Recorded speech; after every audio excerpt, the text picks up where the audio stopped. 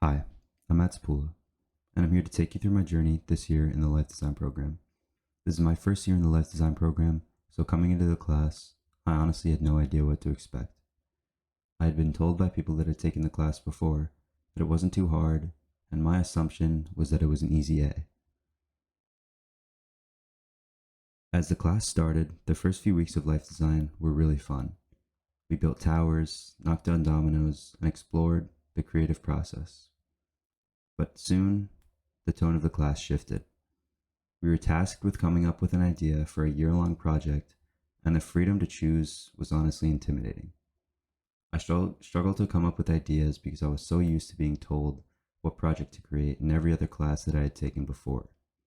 The fact that I could have chosen anything to do for this project just made it so much harder to start off.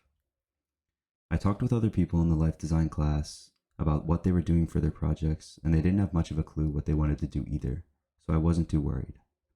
I started to narrow down what overall category I wanted to pursue into and came up with the idea of business. I continued to brainstorm ideas until a couple classes later when my friend Dylan, who was also in the life design class, brought up the idea of dropshipping. This idea immediately clicked, and we ended up both sticking to this idea and working together. The problem that we ran into while working together was that nobody in the years past had done a group project. This made us a little worried, and we weren't sure whether Mr. Madden or Mr. Daly would let us work together. We proposed to them the idea of a collaborative dropshipping project, and they were fine with us working together as long as we would work together well. We got started on this project almost immediately and began doing tons of research on it, watching countless YouTube videos on how to start a successful dropshipping business, going through dropshipping courses, and researching what niche of products we thought would work best. We were both very invested in the project, and from October to November, we did countless hours of research started to come up with a list of products that we thought would work well. Our list started with around 25 products, and after more research, we ended up narrowing it down to 4. These 4 products were an electric scrubbing brush that you could use on dishes, countertops, and things like that, with multiple attachments to use with it. The second product that we found was a cup rinser. You can find these at bars or Starbucks, and it cleans glass cups. The third product we found was a clip-on pot strainer, and you stick this on the end of your pots, and it makes it a lot easier to drain. The fourth and final product that we found was a food shredder. You stick your food into here, place it on the ground, and you twist it back and forth in order to shred your food. Next, we came up with our name for the store, and we ended up calling ourselves Gourmet Gadgets. A few days later, we started to create our store using a platform called Shopify. We took all of our product pictures, finished the site, bought the domain shopgourmetgadgets.com, and added some final touches to our store. We ended up launching our store in early December and started to post about it on TikTok and Instagram. We made around $160 in sales in 3 days, but it was mostly from family and friends. This is an overview of our website, gourmetgadgets.com. What you're seeing here is the homepage to our website. You can see the featured products by scrolling down. This is our product page. The first product is our cup washer. This can be connected to the customer's water, and when pressed down, it efficiently and powerfully washes cups.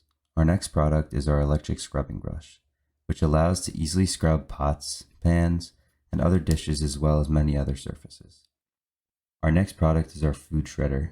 To use this, you place your food within it, close the lid, put it on a countertop or table, and then twist it back and forth in order to shred your food. Our fourth and final product is our silicone clip-on pot strainer.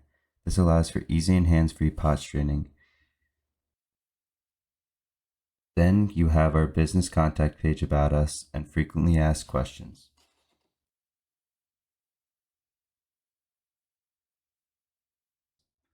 One of the initial problems that we ran into was the fact that Instagram wasn't allowing our store to add our link to our bio, and neither was TikTok. This meant that nobody could be directly taken to our store's link on either of the social media platforms that we were posting on. There was practically no way around this as Instagram had strict guidelines, but after a few weeks, TikTok gave our account the ability to add a link to our bio. We continued to post videos, but were quickly discouraged by our lack of views and no extra sales. As the weeks went on and the views went down, I continued to lose motivation and slowly started giving up on the project. The biggest thing that I learned from this project was that not everything is as easy as it seems, and if you lack motivation and interest in something, you shouldn't expect great results or outcomes. This project also taught me how to deal with and accept failure. Before starting this project, I had not dealt with much failure in class projects or school in general. I learned to deal with the fact that not only would I not get results if I didn't put the right amount of effort in, but I shouldn't expect anything to come easy in life, especially without failure.